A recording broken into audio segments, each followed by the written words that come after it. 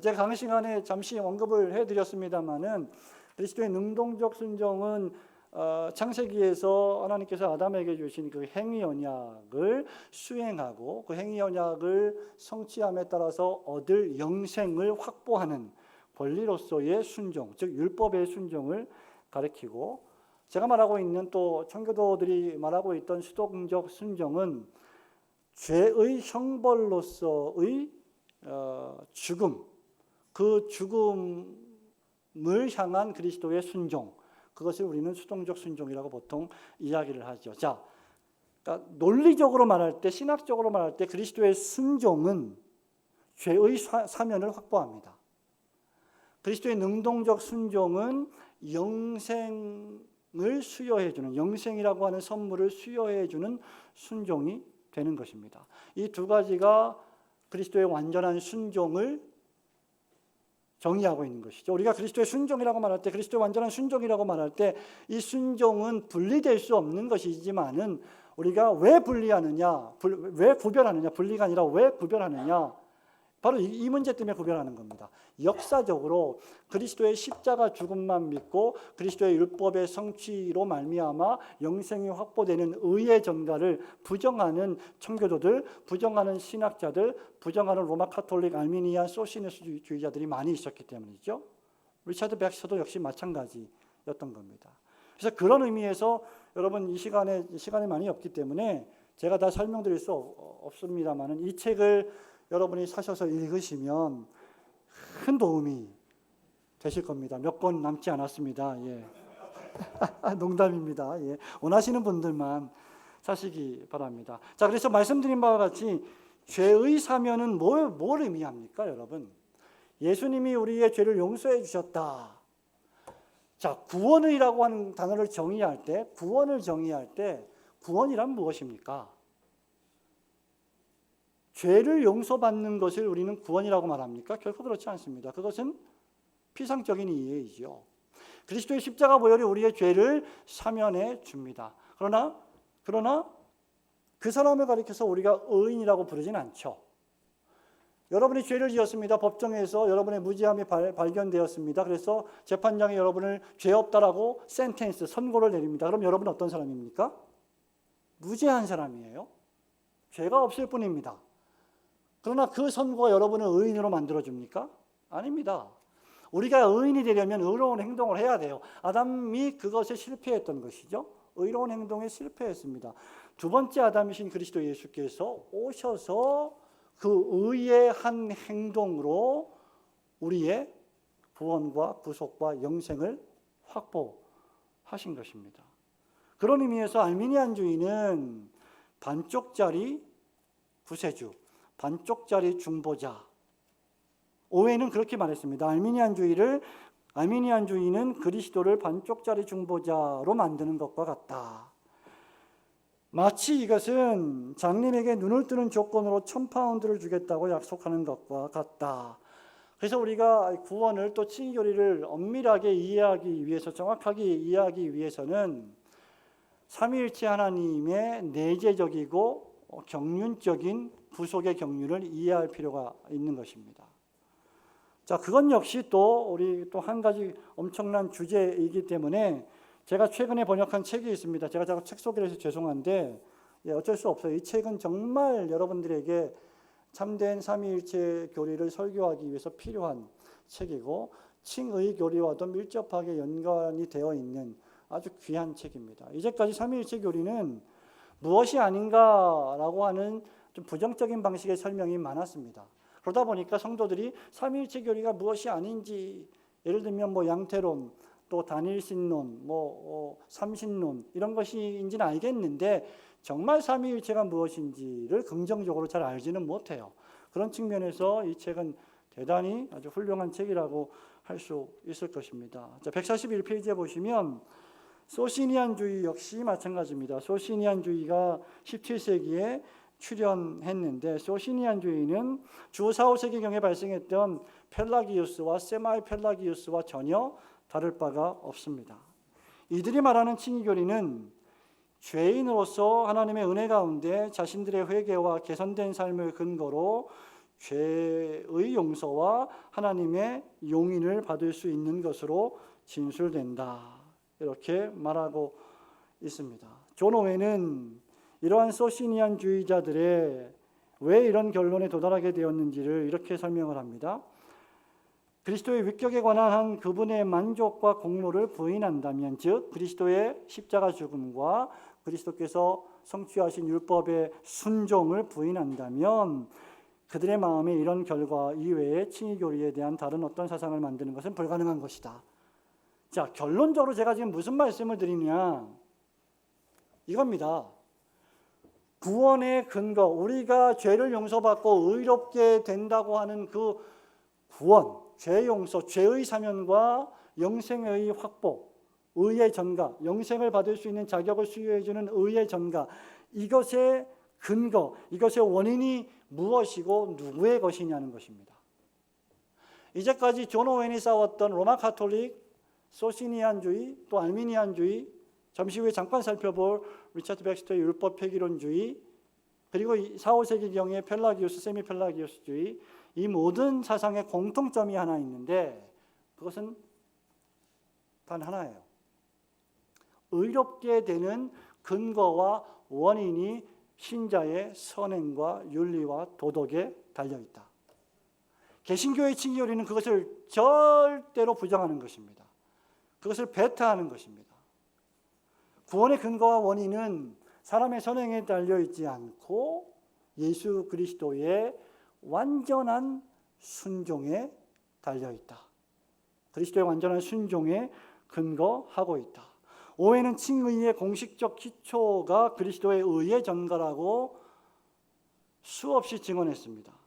자, 그런데 여기서 리차드 백스터는 의의 공식적 원인은 그리스도의 의로 인하여 의로서 인정되는 믿는 개인 신자의 신앙에 있다라고 주장을 했어요. 조금 요약해서 말씀드리면 리차드 백스터는 존 오웬이 율법 폐기론주의자라고 공격을 했던 것입니다.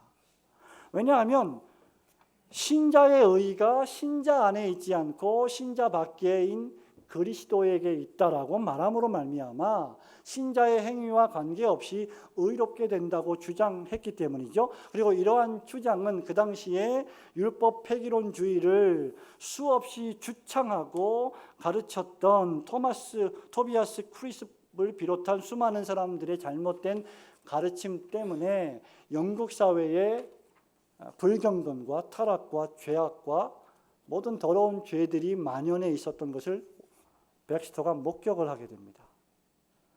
그래서 백스터는 점점 1940년대 이후에 자신의 칭의 교리를 변화시켜 갑니다. 리차드 백스터는 아까 말씀드린 바와 같이 율법 폐기론주의자들 또는 이런 사람들을 다른 말로 가리켜서 영원전 칭의 교리를 지지하는 자들입니다. 영국의 청교도들 가운데 윌리엄 펜블이나 윌리엄 트위세스 같은 사람들이 이미 우리는 영원전에 의롭다함을 받았다. 지금 우리가 예수를 믿고 구원을 받을 때 벌어지는 사건은 영원전에 의롭다함을 받은 것에 대한 확증일 뿐 더도 덜도 아니다. 이렇게 주장을 하게 된 겁니다. 자, 그렇게 되면 이미 우리가 영원전에 의롭다함을 받았고 그것이 완전히 확보가 되었다면 더 이상 순종할 필요나 율법을 지킬 필요나 언약의 조건성은 불필요하게 되는 것이죠. 그래서 그런 맹점, 그런 맥락들 때문에 백스터는 이러한 사상이 율법 폐기론주의를 양산하고 사회의 도덕과 경건이 무너지는 일들이 벌어지게 된다고 우려하기 시작을 했던 것입니다. 그리고 백스터 자신도 어렸을 때부터 또 군목 생활을 하면서부터 수없이 많이 예수님을 믿는다고 고백하고 하나님을 섬긴다고 고백하는 수없이 많은 교파의 사람들의 일탈되고 죄악적인 삶의 모습들을 목격하게 됩니다. 특별히 국가를 전복시키겠다고 하는 시민 전쟁 속에서 군인들의 그러한 무자비한 폭언과 부도덕한 경건하지 못한 말과 행동들을 직접 보게 됩니다. 그래서 이 우리가 가르치고 있는 칭의교리가 문제가 있다. 영원전 칭의교리, 그리고 한간에 유행하고 있는 이러한 존 오웬의 칭의교리는 그리스도 안에 있는 칭의교리, 우리 안에 있지 않은 칭의교리는 대단히 위험한 교리가 될 수 있다라고 인식하기 시작을 합니다. 그 당시 율법 폐기론주의와 알미니안주의가 도처에 퍼져 있었죠. 자, 한국교회 상황도 별반 다르지 않다고 봅니다. 지금 우리는 거대한, 제가 개인적으로 판단해 볼 때는 거대한 도덕주의의 공격에 직면해 있다, 교회가. 무슨 말이냐? 일부 현대 교회들의 타락, 또 일부 기독교 지도자들의 일탈, 이런 것들이 여과 없이 매스컴에 전례 없이 보도가 되면서 뭐가 고조가 되느냐? 근본적인 칭의교리에 문제가 있는 것이 아니냐라고 하는 지적이, 비판이 시작이 되는 것이죠. 거기서 시작되는 것이 무엇입니까? 도덕주의입니다. 그래서 우리의 구원받은 이후에 우리의 삶이, 칭의받은 이후에 우리의 삶이 선행과 도덕과 경건으로 점철되어서 그것이 확보가 되기 전까지는 결코 우리는 완벽하게 의롭게 되었다고 말할 수 없다라고 말하게 되는 지경까지 지금 나아가기 시작한 것이죠. 이런 과정이 백스터에게도 여전히 있었던 것입니다. 그가 아주 위대한 신학자였고 정말 존경받는 개혁된 목사라고 하는 리폼 패스터라고 하는 책을 쓰신 분임에도 불구하고, 또 크리스천 디렉토리아라고 하는 전무후무한 책을 쓰신 분임에도 불구하고 이 칭의교리에 관한 한 그런 치명적인 결함을 가지고 있었던 것입니다. 그래서 존 버년도, 존 오웬도 이 백스터와 이 칭의교리에 관해서만큼은 정말 처절한 신학적인 전투를 하게 됩니다. 그러니까 말하자면 백스터의 칭의교리를 우리가 보통 백스테리아니즘 또는 노미아니즘 이렇게 부르는데요. 이겁니다. 우리의 구원은 이중적인 의, 즉 그리스도의 의와 우리의 의를 동시에 요구하는 의가 된다. 그리스도의 십자가 죽음은 우리가 완벽한 의를 앞으로 성취할 수 있는 가능성을 열어주셨고 그것을 확보하신 것이다. 그 의 안에서 이제 신자가 선행을 행함으로 말미암아 그 의를 완성해 나가야 된다라고 주장을 했던 것입니다. 영국의 아주 유명한 벤 오브 트루스의 창설자이기도 한 또 진리의 깃발에 큰 영향을 미쳤던 이안 모리 목사님, 여러분 이안 모리 잘 아시죠? 그분이 이 백스터가 왜 이러한 교리를 주장하게 되었는지를 세 가지로 요약을 합니다. 군대에서, 사회에서의 영적 방종, 너무 만연했다. 또 칭의교리에 대한 그가 주장했던 새로운 이해가 사람들을 전도하고 안 믿는 사람들을 교회로 전도하고, 그리고 안 믿는 사람들에게 기독교의 복음을 조금 더, 또 기독교의 복음 설교를 조금 더 효과적으로 설교할 수 있게 해주는 기초를 제공한다. 여러분, 우리 설교자로서 우리가 이 예정론과 칭의교리를 설교할 때 난점이 뭡니까? 의문의 여지가 없어요. 의심의 여지가 없어요. 칭의교리를 설교하고 예정론을 설교하면 당장 우리에게 제기되는 질문이 그러면 우리는 칭의받은 이후에 무슨 행동을 해도 구원받는 것이 아닙니까? 그 질문입니다. 하나님이 우리를 예정했다면 우리가 어떤 행동을 해도 관계없이 우리는 구원받을 것이 아닙니까? 딱 그 질문이에요. 근데 이 질문이 새로운 것이냐? 전혀 새로운 것이 아니라는 거죠. 사도 바울이 직면했던 질문입니다. 그리고 그것에 대한 대답은 이미 수없이 여러분들이 들으셨을 것입니다. 자, 도덕과 윤리와 삶이 구원을 확보할 수 있다. 이렇게 지금 말하고 있는 겁니다. 백스터는 칭의교리에 대한 그의 새로운 이해가 그 당시에 분리되어 있던 여러 신학 사조들과 교파들을 통합할 수 있다고 믿었던 것입니다.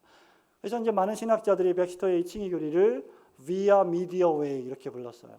중도의 교리, 중도의 길 또는 제3의 길 이렇게 보통 이야기했습니다.